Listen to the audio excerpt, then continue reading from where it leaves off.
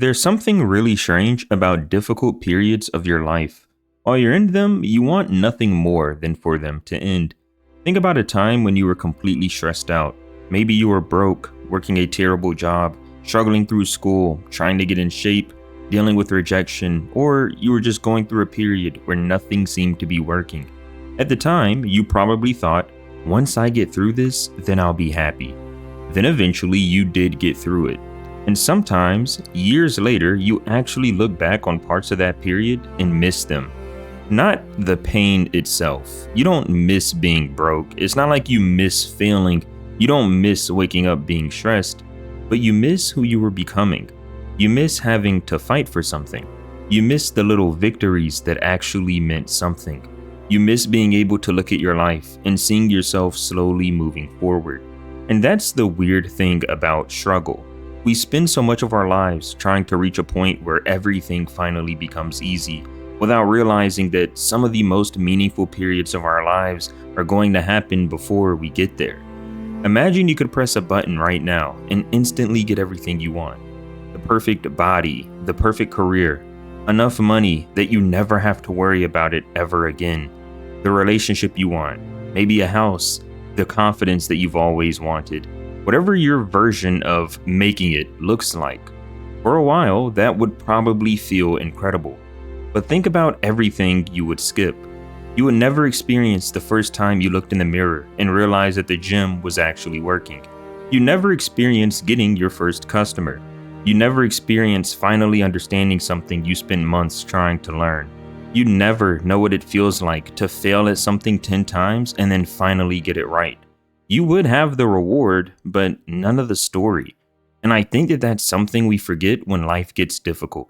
You don't have to enjoy suffering. You don't have to pretend that getting rejected feels amazing, or losing your job is secretly the greatest thing that ever happened to you. Sometimes bad things are just bad. But if struggle is part of getting somewhere you genuinely want to go, you need to learn how to appreciate that part too. Because if you can only be happy once everything becomes easy, you might spend most of your life waiting to be happy. You see, most people have some version of a deal they've made with themselves. I'll be happy when I do this, maybe when I graduate, I get the job that I've wanted, whenever I make more money, lose weight, or move out. And there's nothing wrong with wanting those things, but the problem is that these are finish line moves. You graduate, and for about 2 weeks, you feel great. But then you need a job.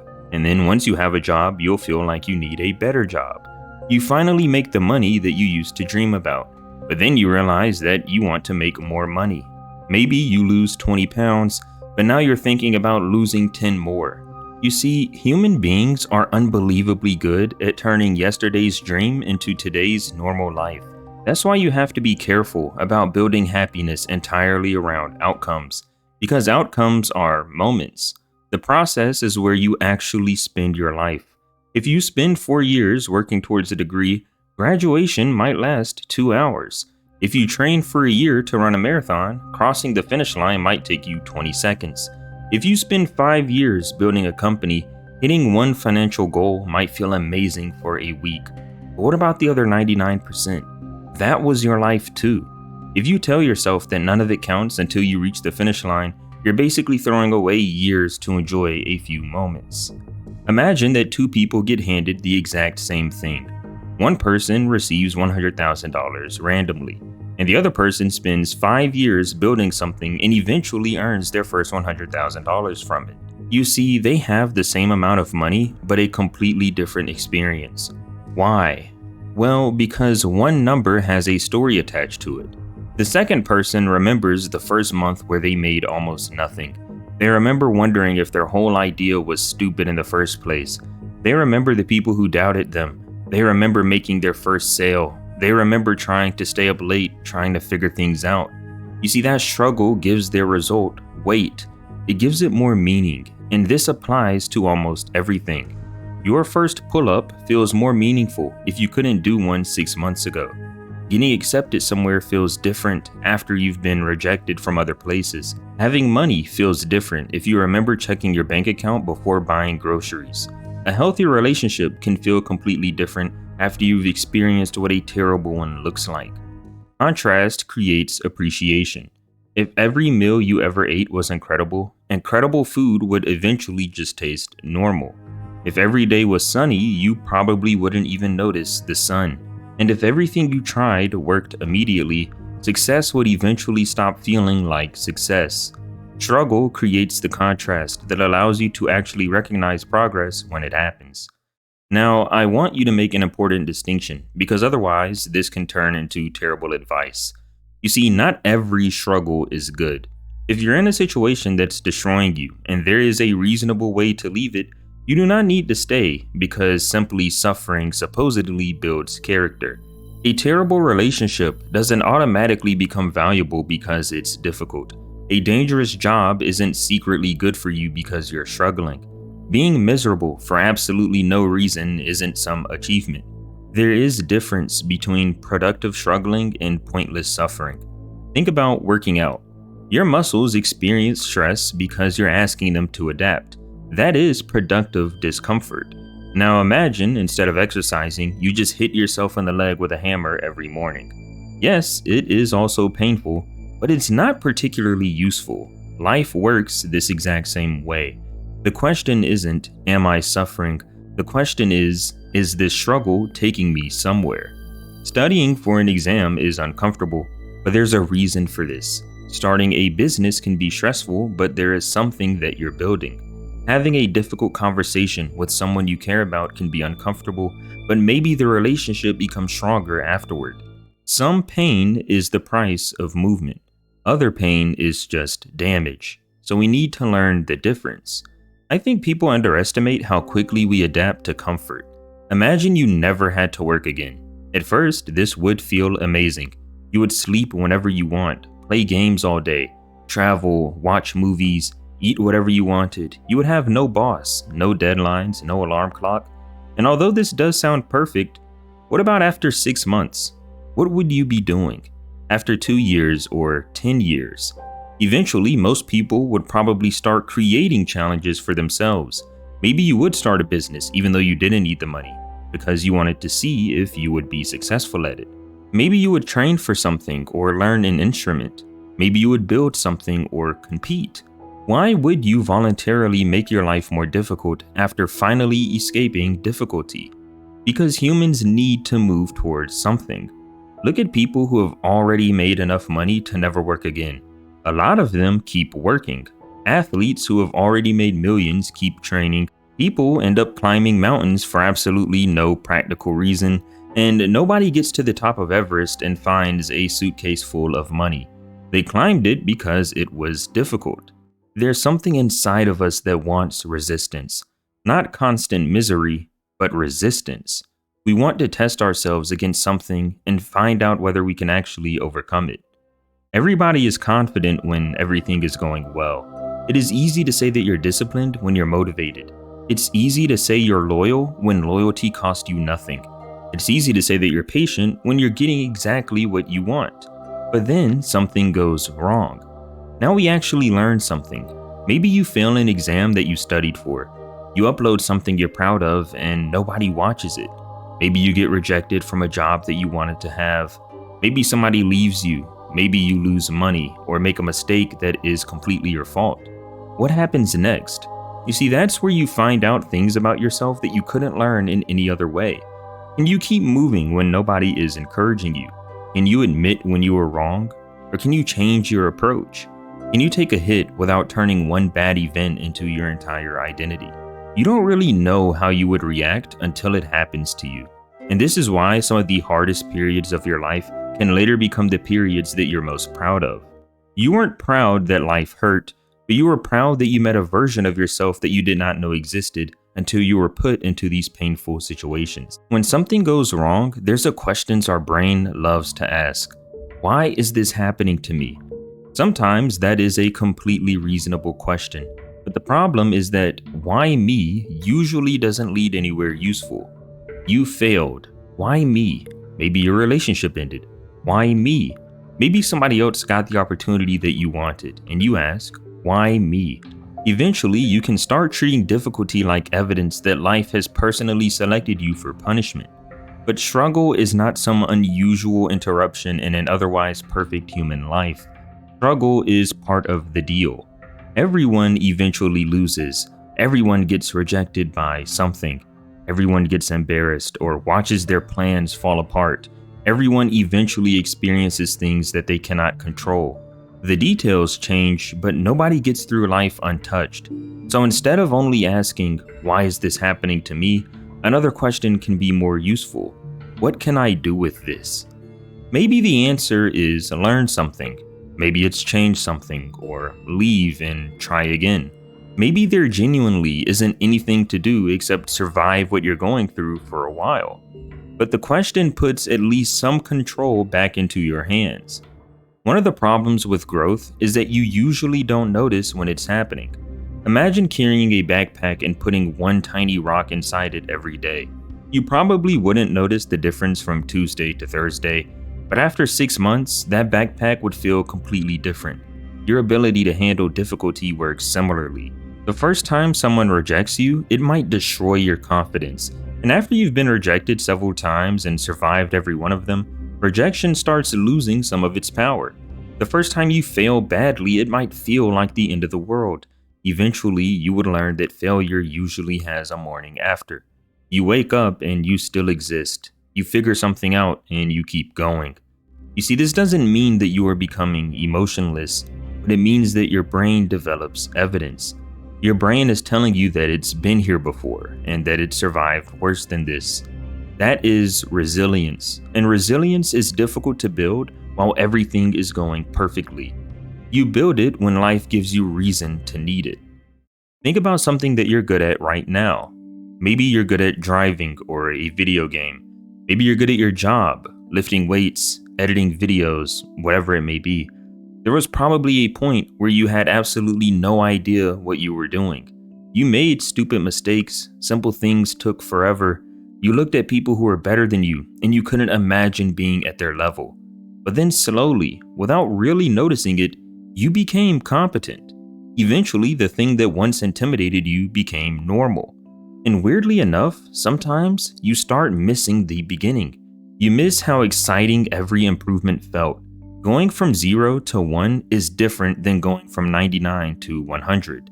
Your first 100 viewers will feel more exciting than gaining another 100 viewers when you already have 1,000,000. Your first paycheck from something you created can feel better than a much larger paycheck later on. Your first noticeable result in the gym can mean more than later improvements. Beginnings are frustrating, but beginnings also contain something you can't get back once you're successful. Everything is still possible. You're still discovering what happens next.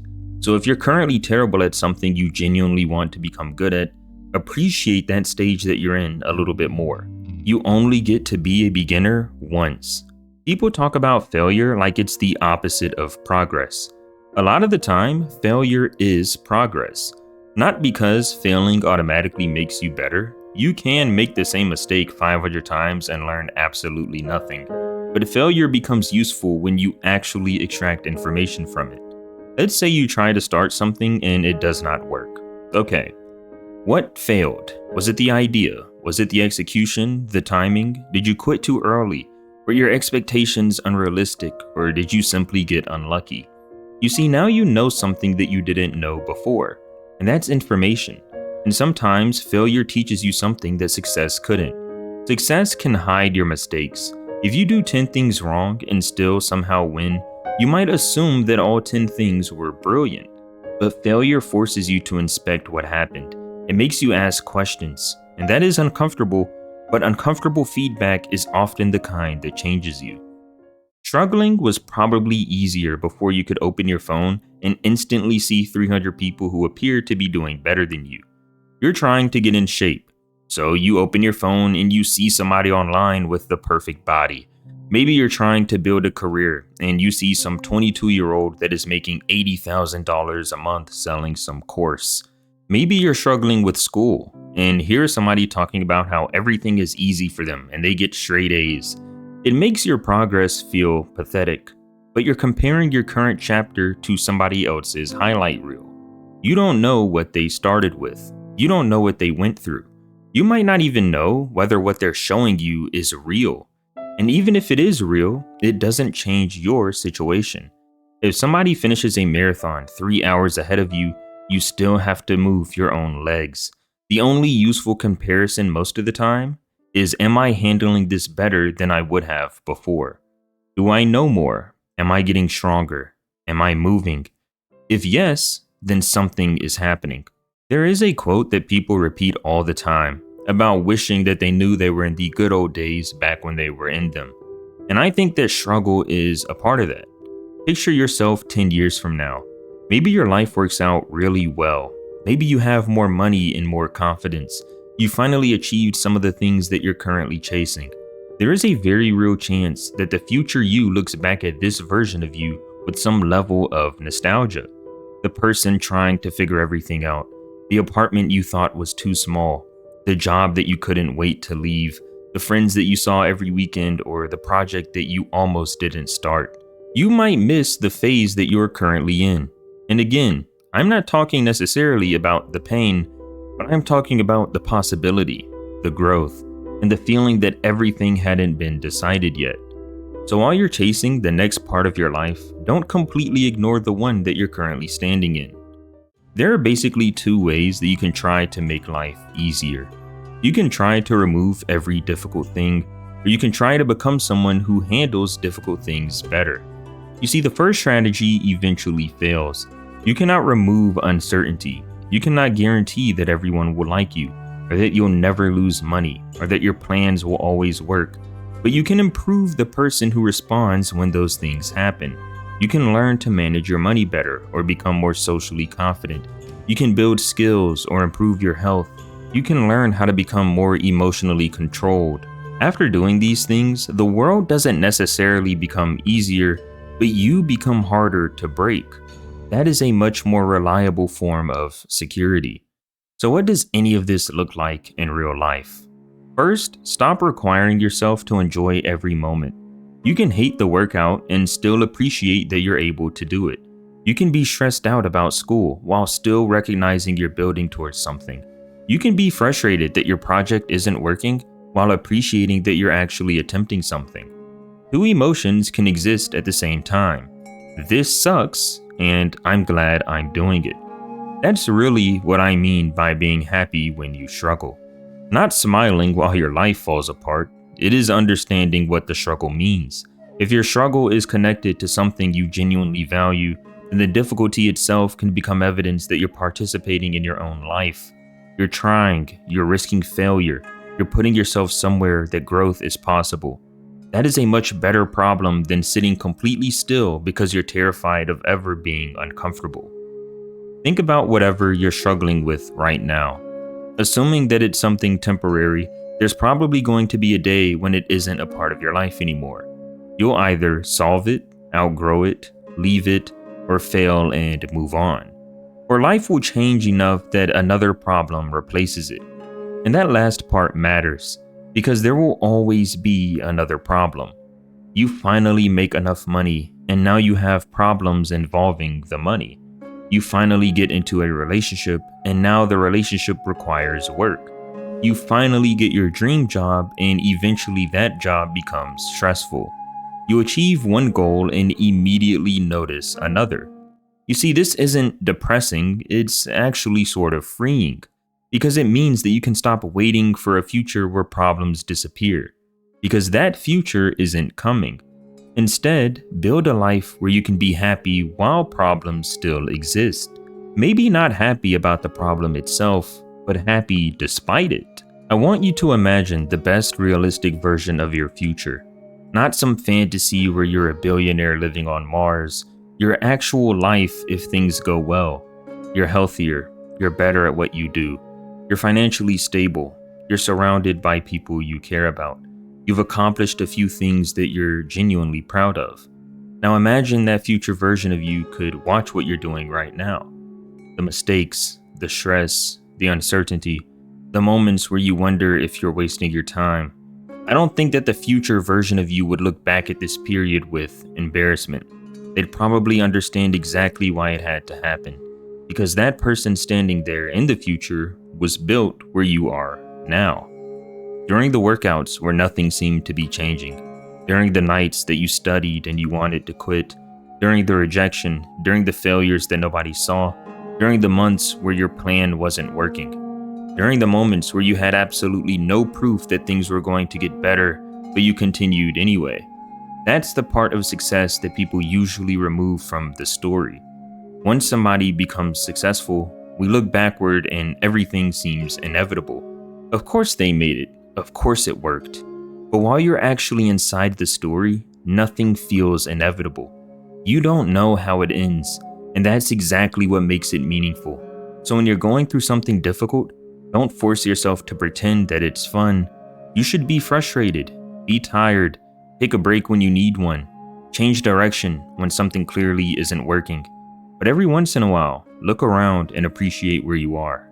You are inside a part of your life that you're never going to get back. And if this struggle is taking you towards somebody that you actually want to become, then don't spend the entire journey wishing it away. Because eventually the struggle that you're desperate to escape today might become the story that you're proudest to tell tomorrow. The struggle shouldn't be the part that you hate the most. The struggle should be the part where you are happy. Thank you so much for reaching the end of the video. If you enjoyed, then please leave a like and subscribe. I will see you in the next one.